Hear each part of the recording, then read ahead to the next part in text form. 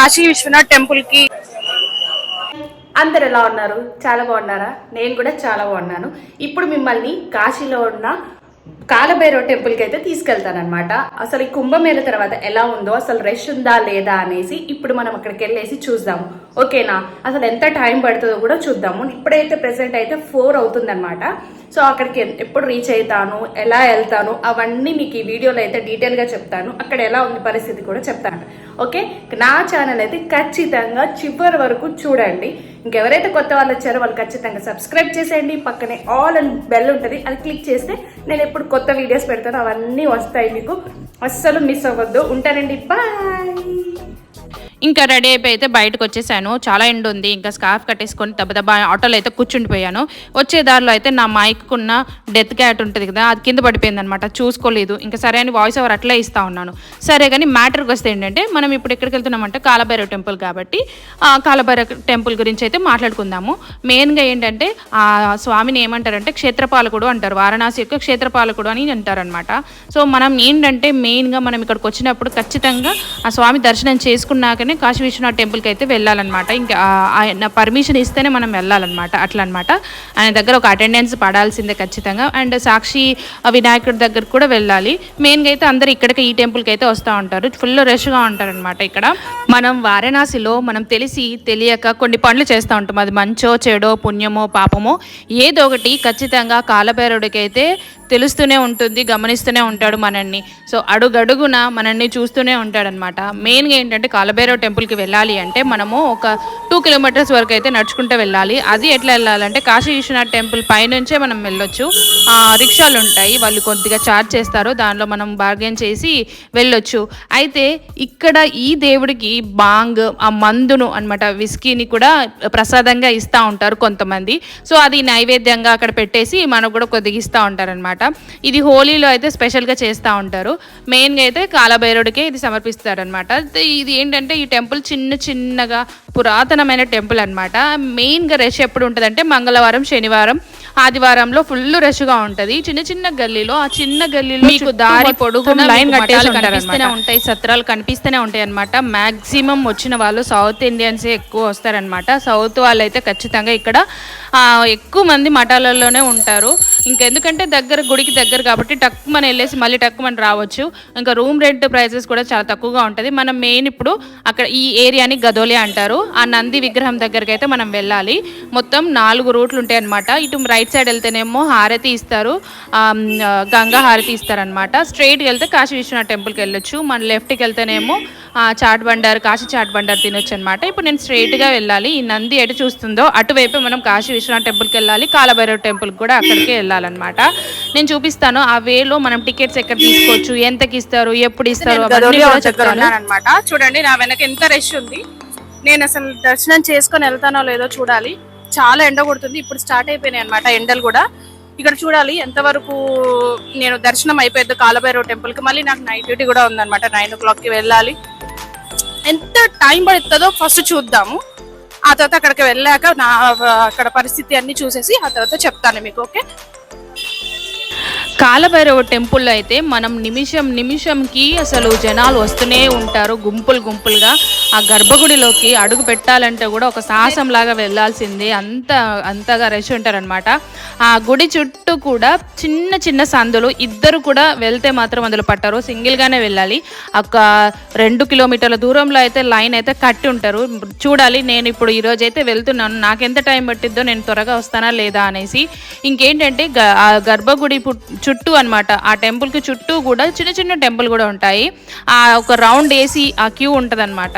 అయితే మనం లోపలికి వెళ్ళాలి అంటే ఖచ్చితంగా మనము కొన్ని ప్రసాదాలు తీసుకొని వెళ్ళాలి, కొన్ని పూలు తీసుకెళ్ళాలి. మెయిన్ ఏంటంటే ఆయిల్ కూడా తీసుకెళ్ళాలి. ఇక్కడే కాశీ విశ్వనాథ్ టెంపుల్లో హారతి కోసం టికెట్స్ తీసుకోవచ్చు. అండ్ విఐపి టికెట్స్ కూడా ఇక్కడే ఇస్తారనమాట. ఇదే రెడ్ కలర్ బిల్డింగ్ ఉంది చూడండి, Shri Kashi Vishwanath temple trust and help centre అని ఉంటుంది. ఇక్కడికి వచ్చి మనము ఒరిజినల్ ఆధార్ కార్డ్స్ అవన్నీ సబ్మిట్ చేస్తే వాళ్ళకి మనము ఒక 500 నుంచి ఒక్కొక్క రోజు ఒక్కొక్క డేస్ని బట్టి మనము హారతి యొక్క ప్రైజెస్ కూడా వాళ్ళు వాళ్ళు ఇంక్రీజ్ చేస్తూ ఉంటారు. ఇక్కడైతే వారణాసిలో ఎప్పటికప్పుడు అయితే సెక్యూరిటీ చాలా హైగా ఉంటుందన్నమాట, చాలా సెన్సిటివ్ ఏరియా కాబట్టి. అయితే ఇక్కడ ఏంటంటే హారతులు మనకి మంగళహారతి అని, భోగి హారతి అని, సప్తర్షి హారతి అండ్ శయన హారతి ఆర్ శృంగార హారతి అని కూడా ఇస్తారనమాట. ఆ టైంలో వెళ్తే చాలా బాగా మీకు దర్శనం అయితే చేసుకోవచ్చు. ఇది అన్నమాట main outside Kashi Vishwanath temple outside అనమాట. లోపల చూసారా అదే అన్నమాట లింగము. మనమైతే ఇక్కడ నుంచే దాటుకొని మనం కాలభైరవ టెంపుల్కి అయితే వెళ్ళాల్సి వస్తుంది. ఇక్కడనైతే వీడియో అయితే షూట్ చేశాను మీకోసం, చూడండి. నెక్స్ట్ అయితే వీడియో అయితే ఇక్కడ నుంచి అయితే నేను షూట్ చేస్తాను. నా వీడియో అయితే నచ్చినట్లయితే ఖచ్చితంగా కింద ఒక కామెంట్ అండ్ లైక్ కూడా కొట్టేసేయండి. అసలు ఈ కాలభైరవుడు ఎలా వచ్చాడు అంటే ఆ శివయ్య యొక్క జటాజూటంలో నుంచి వచ్చిన శక్తినే ఈ కాలభైరవుడు అని అంటారనమాట. అది ఒక రుద్ర రూపం అనమాట. ఎందుకు అంటే భైరవు అని ఎందుకు అంటున్నాము అంటే కుక్క అన్నమాట, వాహనం వచ్చేసి కుక్క. సో కాలము అంటే ఏంటంటే మనము మృత్యువు అనొచ్చు, కాలము అని కూడా అనొచ్చు అనమాట. భైరవుడు అంటేనేమో అర్థం కుక్క అని. సో భైరవుడి యొక్క వాహనము కుక్క, అందుకే కాలభైరవుడు అని అంటారనమాట. సో చాలా పవర్ఫుల్. మనం ఎప్పుడైతే ఈ కాలభైరవ టెంపుల్ని విజిట్ చేసి, కాశీ విశ్వనాథ్ టెంపుల్ విజిట్ చేసి మనం ఇంటికి వెళ్తామో చాలా మంది ఒక నల్ల కుక్కని పిలిచి ఒక వడల మాలనైతే ఆ కుక్కకి వేసి పెరుగన్నం తినిపించి వాటికి పూజ కూడా చేస్తారనమాట. సో దానివల్ల మనలో ఉన్న ఆరాస్ ఉంటాయి కదా, సో మనకి ఏమైనా కాలం మరణము దోషాలు ఏమున్నా సరే అవి ఫటాఫంచలు అయిపోవాల్సిందే ఖచ్చితంగా. మనము ఏమన్నా తెలియక చేసినవి కూడా వెళ్ళిపోతూనే ఉంటాయి. మనలో ఉన్న దృష్టి ఉంటుంది కదా అది కూడా వెళ్ళిపోద్ది అనేసి గట్టి నమ్ముతారనమాట. ఇక్కడికి ఒక ఆయిల్ ఉంటుంది కదా, ఆయిల్తో మొత్తం 7 సార్లు తిప్పి అలాగా దేవుడికి ఇచ్చేసి పడేస్తారనమాట. సో ఇక్కడ చూసారా ఇది Manikarnika ghat old entrance. Old కాదు, ఇక్కడ కూడా తీసుకొని వెళ్తూ ఉంటారు. సో ఇవన్నీ దాటుకొని వెళ్తూ ఉండాలన్నమాట. మనకి ప్రతి అడుగుకి ఏదో ఒకటి కనిపిస్తానే ఉంటుంది. చాలా బాగుంటుంది అనమాట కాశీ. మీరు ఇక్కడికి వస్తే ఇక్కడ ఈ చిన్న చిన్న సందులని నీట్నెస్ లేదనేసి అవి అనుకున్నారంటే మీకు భక్తి మొత్తం పోయినట్టే అనిపిస్తుంది, ఇంకా మొత్తం బూడిద పాలు చేసినట్టే. మనం మెయిన్గా ఏంటంటే భక్తి అంటే మనసుని శుద్ధి చేసుకోవాలన్నమాట. అట్లనే వెళ్ళిపోవాలి. దేవుడి దర్శనం అయిందా లేదా అంతే చూసుకోవాలి. Time main important. ఇంకా ప్రతిసారి మనము ఇక్కడ గల్లీలోకి నడుచుకుంటూనే వెళ్ళాలి. ఇలా నేను స్ట్రైట్గా వెళ్ళి మళ్ళీ లెఫ్ట్ తీసుకొని మళ్ళీ వెళ్ళాలి. ఇక్కడ ఏంటంటే కాలభైరవ ఇక్కడ చూడండి, ఇక్కడ మెయిన్ సర్కిల్ అనేది వస్తుంది. ఇక్కడ త్రిశూలం కూడా కనిపిస్తుంది చూడండి, బోర్డు కూడా ఉంటుంది. ఇలా స్ట్రైట్గా అయితే వెళ్ళాలి. ఇక్కడ నుంచి మనము ఈ ఏరియాని ఏమంటారంటే విశ్వేశ్వర్ గంజ్ అని కూడా అంటారనమాట. మనము రిక్షాలో వెళ్ళొచ్చు. ఒక 50 రూపాయలు ఏమో అట్లా తీసుకుంటారు. మీకు టైం సేవ్ అవుతూ ఉంటుంది అనమాట. కాలభైరవ టెంపుల్కి ఆపోజిట్లోనే మృత్యుంజయ టెంపుల్ కూడా ఉంటుంది, అది కూడా మీరు దర్శనం చేసుకోవచ్చు. ఇంకా గవ్వలమ్మ టెంపుల్ని కూడా మీరు చూడొచ్చు. ఇప్పుడు చూడండి నేనైతే ఎగ్జాక్ట్ కాలభైరవ టెంపుల్ ఒక ఆర్చ్ దగ్గరికి అయితే వచ్చేసాను. ఇప్పుడైతే కాలభైరవ టెంపుల్ కి వీధిలోకి అయితే ఎంట్రీ అవుతున్నాం. చూపిస్తాను ఇక మీకు ఆ లైన్ ఎట్లా ఉంటుందో. 1 కిలోమీటర్ వరకు నడుచుకుంటూ అయితే నేను వచ్చాను అనమాట. చూడండి ఇక్కడైతే ఇది ఒక బోర్డు కనిపిస్తుంది. మీరు ఇక్కడ నుంచి దిగేసి ఇలాగా రైట్లో అయితే వెళ్ళిపోవాలి, డైరెక్ట్గా వెళ్ళిపోవాలి. ఇది మెయిన్ అనమాట. ఈ ఎంట్రన్స్ చూసుకుంటేనే మనం లోపలికి వెళ్ళాలి. అక్కడే మనకి ఒక చిన్న షాప్, రెడ్ కలర్ ఒక షాప్ ఉంటుంది. ఆ షాప్లోనే వీళ్ళు బాంగ్ ఒక మందుని అయితే అమ్ముతూ ఉంటారనమాట. ఆ దేవుడికి ప్రసాదంగా అయితే పెడుతూ ఉంటారు చాలా మంది. ఇంకా ఆ దేవుడికి సమర్పించి మనకి కూడా ఇస్తారు. అదైతే మనం కొద్దిగా ఆవగింజంత అయితే తినొచ్చు. కొంతమంది అలవాటున్న వాళ్ళు అయితే తింటూనే ఉంటారనమాట.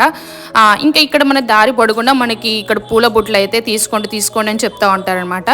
ఒక్కొక్క పూల బుట్టకి ఒక్కొక్క రేటు ఉంటుంది. 100 నుంచి 450 వరకు కూడా రేట్లు ఇక్కడ చెప్తా ఉంటారు. సో మనకి బాగా మంచి డేస్ ఉన్నప్పుడు, ఏమైనా ఫెస్టివల్స్ ఉన్నప్పుడు కూడా ఆ టైంలో అయితే వీళ్ళు ఆ ఫ్లవర్స్ని దేవుడు లోపల వరకు కూడా ఎలో చేయరు. సో అప్పుడు అవన్నీ వేస్టే అనమాట. నాకు తెలిసి అయితే మనం కొన్ని తీసుకొని ముఖ్యమైనవి మాత్రమే తీసుకొని వెళ్తే అయితే మంచిది. ఇంకా మిగిలినవి పక్కన ఎవరైనా ఆవులకు, కుక్కలకు, లేకపోతే ఎవరైనా సాధువులకు ఏమైనా మనం దానం కూడా చెయ్యొచ్చు. ఎందుకంటే అక్కడ లోకల్స్ అందరు కలిసి ఒకటే అనమాట, ఒకటే మాటలో ఉంటారు. కొంతమంది ఏం చేస్తారు అంటే సేమ్ బుట్ట ఎలా వెళ్ళిందో మళ్ళీ రిటర్న్ కూడా అలాగే వస్తూ ఉంటాయి అనమాట. ఒక్కొక్కసారి బిజీగా ఉన్న డేస్ మాత్రమే, అంటే అన్నీ ఒక రోజులు అలాగే ఉండవు. ఇంకా ఒక్కొక్కసారి అలా జరుగుతూ ఉంటుంది అనమాట. సో మనమైతే కొన్ని తీసుకొని వెళ్దాం. నేనైతే ఒక నీలి పువ్వులు తీసుకున్నాను, ఆయిల్ తీసుకున్నాను, నల్ల థ్రెడ్ తీసుకున్నాను అనమాట. ఇంకా నల్ల థ్రెడ్ అనేది దృష్టి కోసము, ఆయిల్ ఏమో 7 టైమ్స్ మనకి యాంటీ క్లాక్ వైజ్ తల చుట్టూ తిప్పేసి అక్కడ పెట్టేస్తారనమాట. అప్పుడు మన దృష్టి అనేది ఏమన్నా మన ఆరాలో ఏమన్నా నెగిటివ్ ఎనర్జీ వైబ్స్ ఉంటాయి కదా, అవన్నీ పోతాయి అనమాట.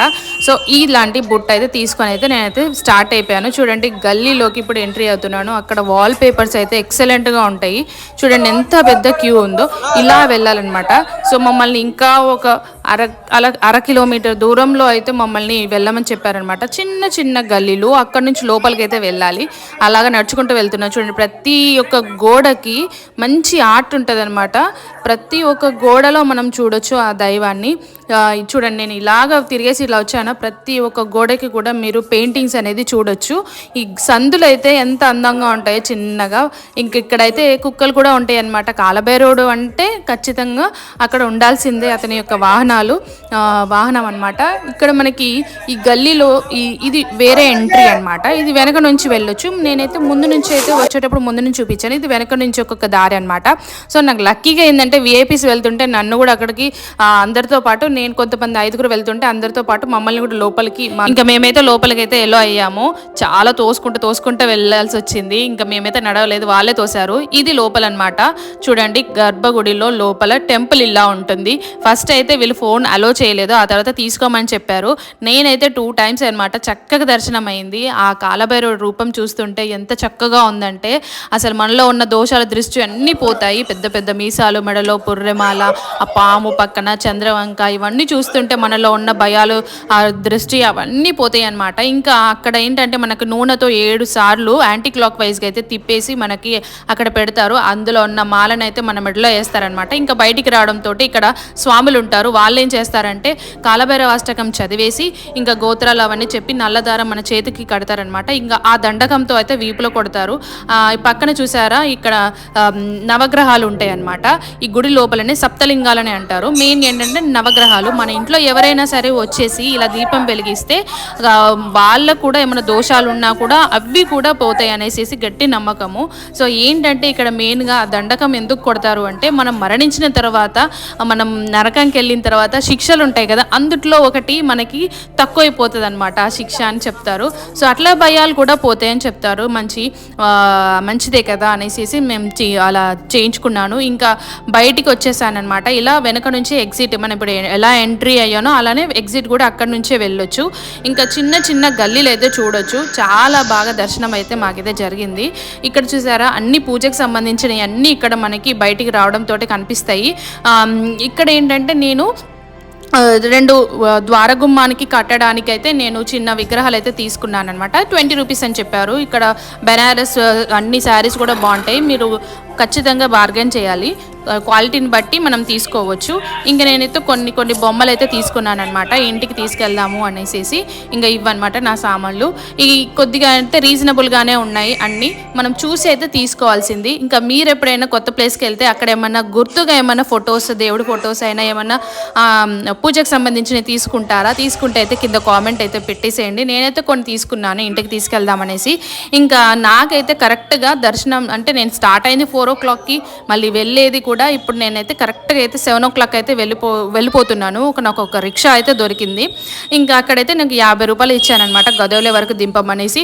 ఇంకా నేను అప్పుడు మనసులో అనుకుంటా ఉన్నా, అరే హారతి కూడా మిస్ అయిపోతాను కదా, చూస్తే బాగుండే అని అనుకుంటా ఉన్నాను. కానీ నాకు డ్యూటీ ఉండే. ఇంకా సడన్గా చూసేసరికి ఈ గదోలే ఏరియాలో పెద్ద స్క్రీన్ ఉంది, అక్కడైతే నేను చూశానమాట.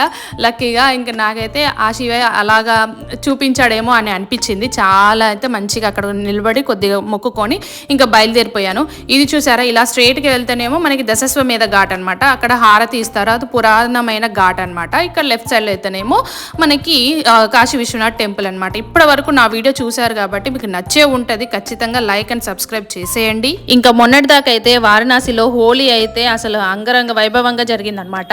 శ్మశాన వాటికలో హోలీ ఎలా చేస్తారు, భస్మంతో హోలీ ఎలా ఆడారు అండ్ ఫులన్కా హోలీ ఎలా చేస్తారో అవన్నీ నేను వీడియో చేసి పక్కన పెట్టాను. అవి చూసేసేయండి. ఉంటానండి, బాయ్.